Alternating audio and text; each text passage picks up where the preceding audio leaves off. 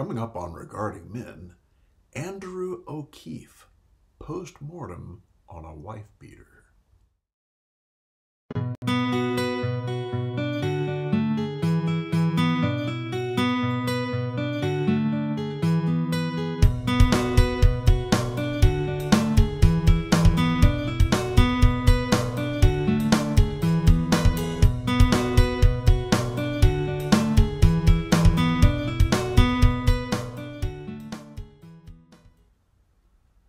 Hello, friends, and welcome to Regarding Men, where we hold men in high regard and where red pill isolation comes to die.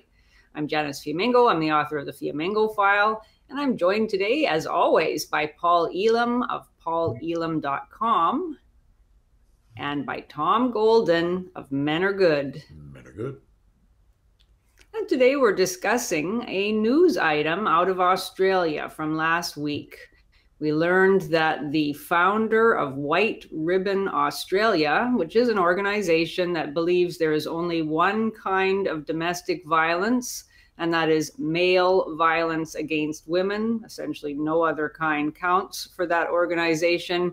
And the founder and past chairman of that organization, Andrew OKeefe, who's a well-known TV personality in Australia, the host for many years of a news program called Weekend Sunrise and various other shows as well. He has been charged with domestic violence. And we're going to get into talking about this in a minute, but this is significant, not least because he has really built his very successful career not only as a male feminist, but as a smarmy, preening, self-promoting one who took great pleasure in attacking anyone who dared challenge the feminist narrative of the male perpetrator and the innocent female victim. He's been a consistent critic of our own Paul Elam, whose birthday it happens to be. Happy birthday, Paul. And of course, there's no connection between it being Paul's birthday and the fact that Andrew OKeefe has been charged with domestic violence. But yes, it is. It's a present. Yeah, it's this is a man who has really been one of the most aggressive misandrists out there on the public airways. And just to give you a flavor of the kind of aggressive misandry and mocking and deriding of men's issues advocates, including our own Cassie Jaye as well, we're going to play you a few clips so that you can get a sense of his self-presentation and his public position on these issues. Oh boy, hold on to Roll it. Yeah.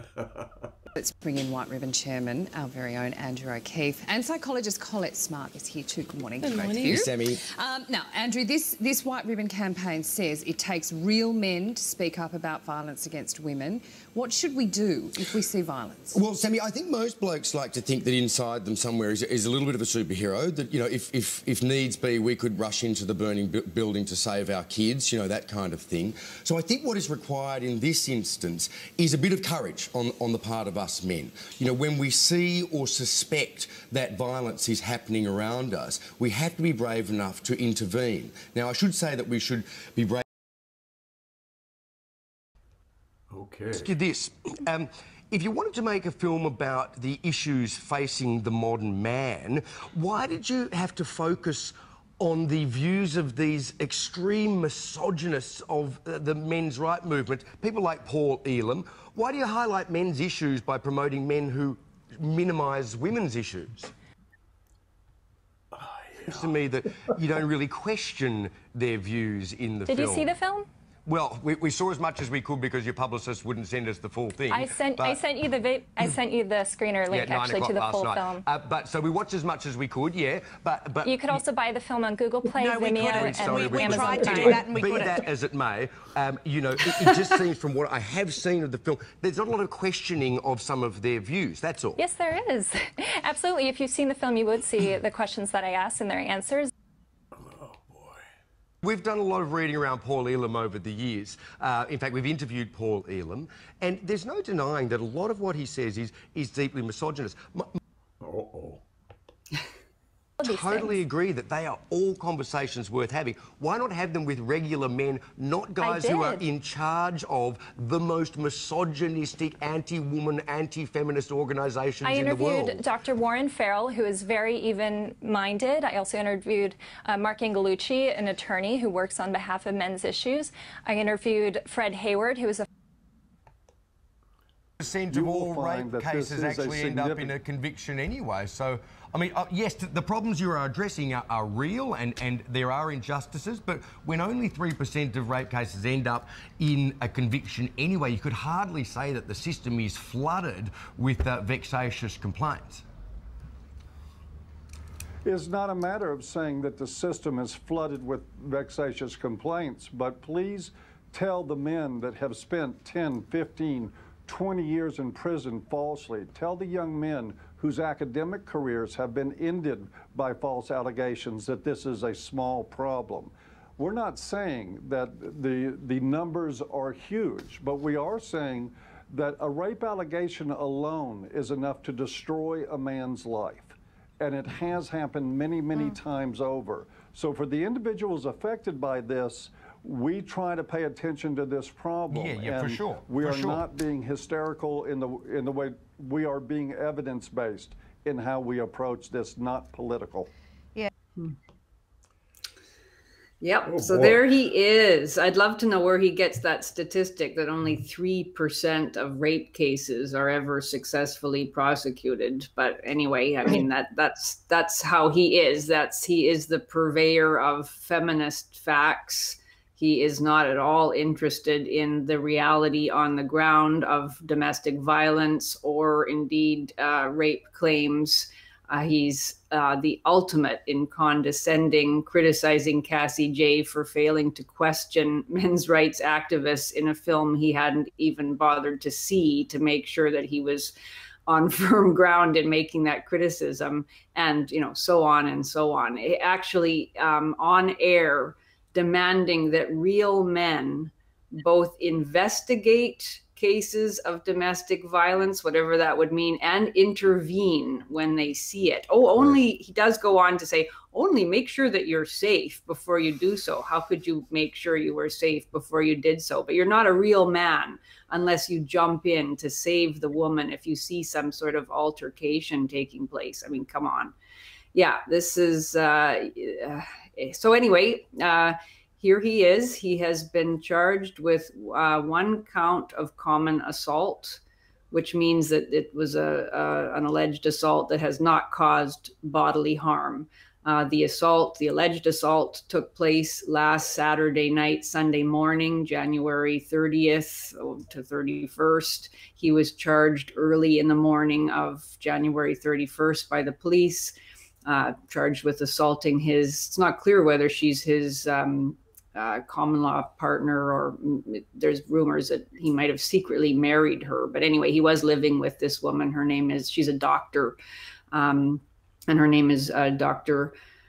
Arlie Lavie, I think. It's an unusual name, but so I may be mispronouncing it. But anyway, so that's what happened. And as often happens with accused men, he's been promptly disavowed by pretty well everybody. The White Ribbon Australia has come out to make a statement hastening to say he hasn't had anything to do with White Ribbon Australia for some years, but then going on to condemn him implicitly anyway, talking about how White Ribbon stands against all male violence against women and, pledges that men who use violence must be brought to justice, and even going on to say that all men should take this occasion as an opportunity for self-examination of their own attitudes and the relationships with the women in their lives, etc. So he is experiencing the loneliness of the accused man. Yes. And for that, I feel sorry for him in some ways, almost. I'm not sure I'm quite there yet, because this is ambivalence, It's like, ha ha, finally, you got yours. On the other hand, he's kind of one of us in a way now. Because the guy's been fired from his job. What's that? I don't feel sorry for him at all. As a matter of fact, I think Janice was in error using the term alleged. He's not alleged. He's guilty as fucking sin. He beat his wife. And I only regret that there wasn't some superhero, you know, a real man, to intervene in that and protect that woman from his viciousness, which was, of course, inspired by his patriarchal power and his absolute tendency to dominate and control the weaker sex. We don't need to point out anything about alleged. This guy is guilty as sin. He needs to fry. That's all there is to it. I don't even know why we're discussing it. Did you know that he has denied that he was the perpetrator? Yes, He's yes, very interesting. Yeah. Sure, he didn't do it. Yeah, he didn't do it. He's going to find out real quick that his denial doesn't make any difference, Andrew. Sorry, bud. No, women do not lie about these things. That's exactly right, Paul. If a woman says, you need to believe her. Yep. And he's been saying this for years and years and years, and trying to demonize anybody that challenges that idea. So how he can turn around and hypocritically say he didn't do it. Yeah, I mean, that is really interesting. Like, 2 weeks ago, he would have scoffed at that idea that a woman could be the aggressor, or indeed, as I suspect, but of course I don't know, as I suspect is probably the case in this instance, that a woman can be an equal participant in an emotional fueled, perhaps alcohol fueled row late at night, and, you know, with shouting and some shoving and etc. He would have scoffed at that. That would be out of the realm of possibility. Well, and now that's exactly what he's alleging in his case, that he was not the aggressor in this assault. And we saw him scoff at the idea of false accusations in the clips. Yeah. It's like, how many are, you know, that doesn't make any sense. Like, he pulled a statistic about rape accusations directly from his ass, and threw it out there in a conversation with no backup whatsoever. And by the way, Paul, that was a really nice response to him. I mean, that was a really nice response. That brought tears to my eyes, because that said exactly what needed to be said. So thank you for that. Yeah, me too. Yeah, I want to. We'll put the clip of the entire interview between that Weekend Sunrise team and Paul Elam in the low bar, because it's a masterful interview, Paul. It really is. Like they keep asking these deliberately sort of wrong footing kinds of questions. And with multiple parts, all involving false assumptions and, you know, illogical conclusions. And it's so difficult when you're in that position to know even which part of it to try to answer. I always take the wrong part and end up in a kind of futile exchange of did not, did to, you know, something like that, you know, or that's not true. And, you know, God, it's so true, Janice. You gave really good answers, Paul, to two interviewers who were determined from the very first moment to wrong foot you and to put you on the defensive, and, you know, and simply to derail the entire discussion, and you didn't allow it to be derailed. And I know that's really difficult to do. So good for you. If you listen closely to the end of the interview, the woman who was interviewing came around. She started to see what you were saying. She goes, "Oh," like that, which must have pissed him off even more, you know. Well, I had to step up my game in that interview, because after all, I was in the presence of greatness with Andrew OKeefe. And I'm just heartbroken that he turned out to be just another wife beater. Yeah, there you go. And he is. What can you say? And I wrote a poem. I wrote a poem in honor of Andrew and his situation. Would you like me to read it to you? Oh, yes. All right, here we go. A blue pill man named OKeefe with his wife had a serious beef. OKeefe said he didn't, but she said he did, and that was the end of OKeefe. Yeah, that's for the times. I love it. OKeefe deserves a limerick, right? He sure does. Yeah. Yeah. So when, yeah, of course, we don't know, what actually happened on that night. Certainly, the woman in question has been seen walking around town. She has not been injured. So this sounds like a fairly low-level kind of row, and yet he is, as far as I understand, I looked up what common assault means in the Australian Criminal Code, and it can be punished by up to 2 years in prison. So it's obviously he's facing something very serious indeed. Wow. He's been fired, of course, from Channel 7. Right. Now, they claim not as a result of this incident. They said that What? Yeah, they had. They really claim they say severed their. Yeah, they claim they severed their relationship with him prior to this incident. But you can bet that he probably would have been let go anyway. He seems to have had a history of. Lying. Yeah, of course they're Yeah, lying. could well be. Could well be. Yeah. Yeah. You know what we do know for sure, though, about his history, and I think that this needs to be pointed out, the White Ribbon Foundation, which is now no more. It is defunct.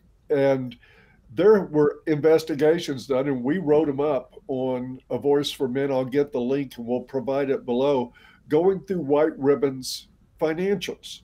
And as it turns out, what they did was go around to schools and other places and did a lot of campaigning to raise money. And they did, in fact, raise millions and millions of dollars in the name of domestic violence and fighting domestic violence, or excuse me, fighting against men who commit domestic violence. Yes. Mm-hmm. But they did even a single dollar of that money ever find its way to a victim of domestic violence? No. What did they do with the money? They paid themselves lavish salaries and traveled the world and stayed at 5-star locations for conferences that they had amongst themselves. All it was a money-raising racket, and it eventually went belly up due to mismanagement. That's the kind of people that Andrew O'Keefe is connected to in the world.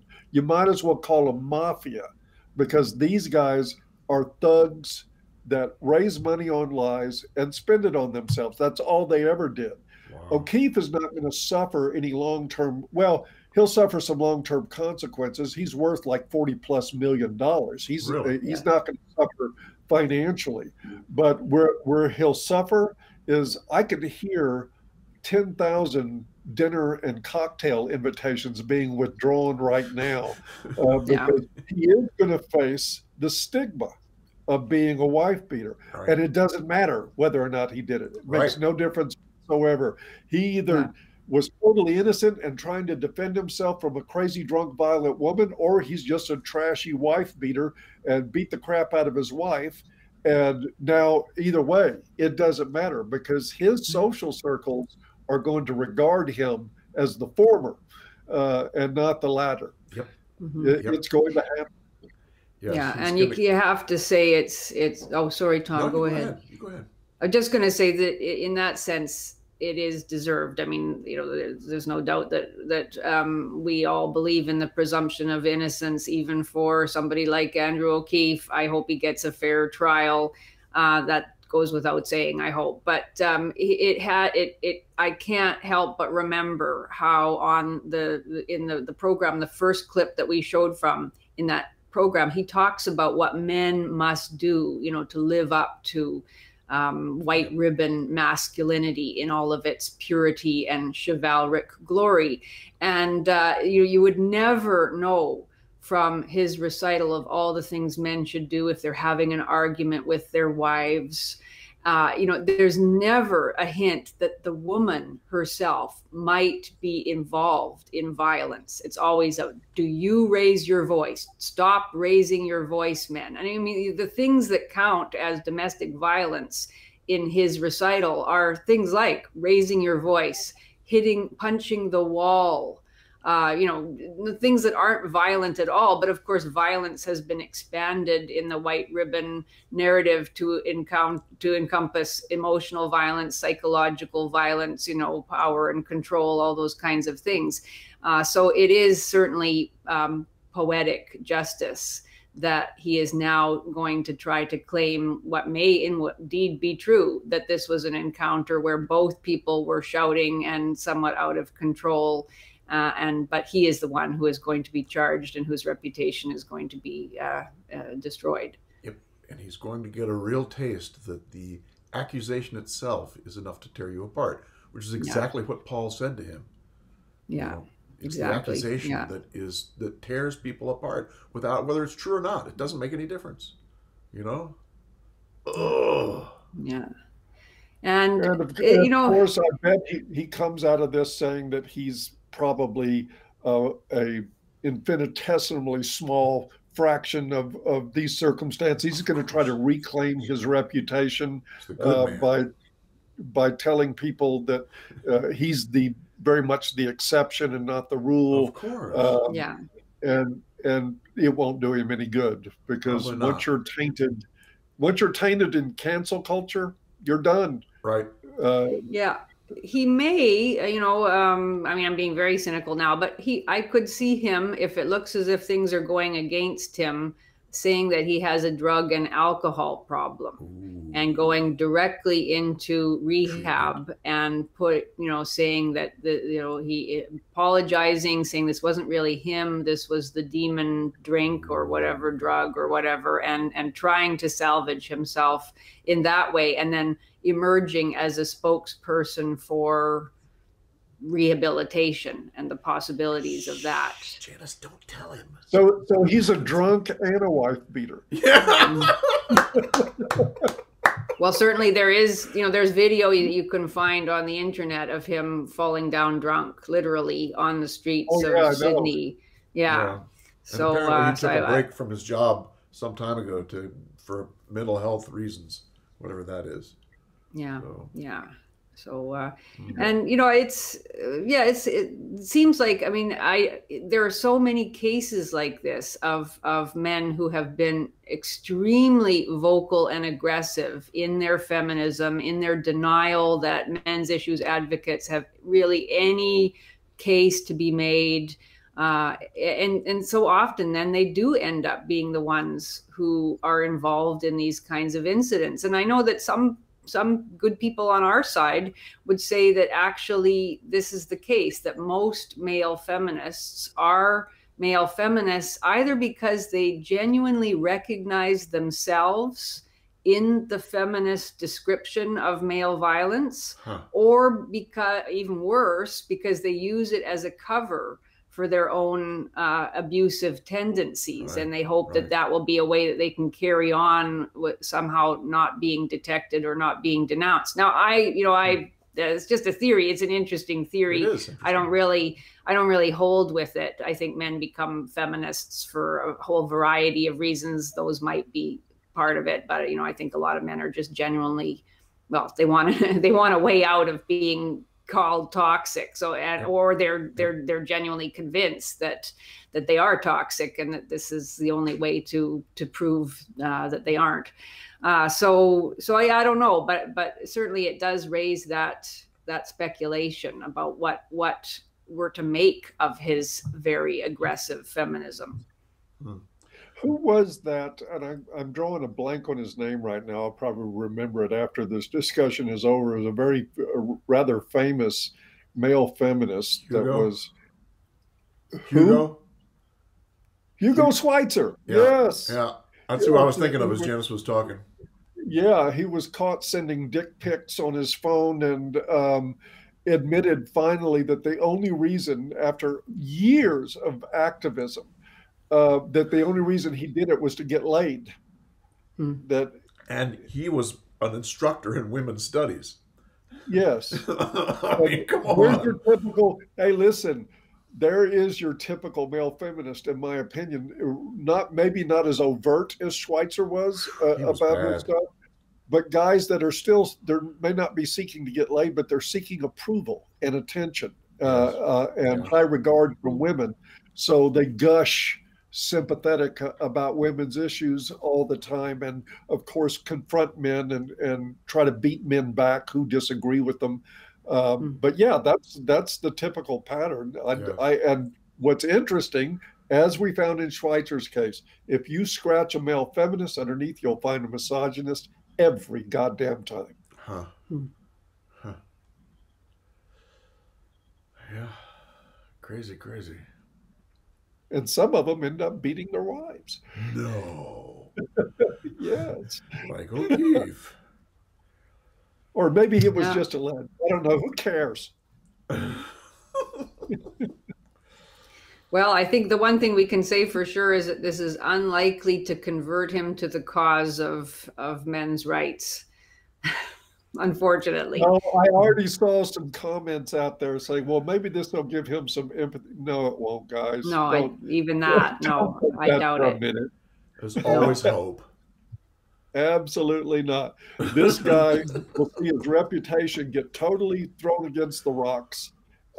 He will suffer social rejection. He'll have to go off and enjoy his money and his drinking on his own. Yeah. But will he suddenly find religion in the midst of all this? Absolutely not. He's hopeless. Yeah. We will remain the enemy. Yeah, probably. As we always have been. Yep. It's a sad story, but I guess that's it. We'll leave it there. Is that it? I think so. Well, what can I say? Andrew OKeefe, may you rest in peace, you son of a bitch. Yeah. We won't have Andrew to kick around anymore. Well, we'll have the story, I suppose, to follow. His trial, I think, is coming up. Will be interesting. Later in the month. So, yeah, it'll be interesting to see what he says and what the outcome is. And I think that was the end of OKeefe. Yeah, I think so. Well, it may be a new beginning, because if he's convicted and if Australian law follows through, he may end up in a cell with a guy named Bubba. Oh, God. Who's saying something like, you're my puppy now. Let's just hope Janice is wrong about her prediction. Jeez. That would be sad indeed. Are we finished? We are as finished as Andrew OKeefe, if I can coin a new term. Indeed, indeed. So men are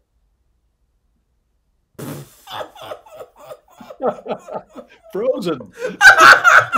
No, women are frozen. Janice, where are you? We need you.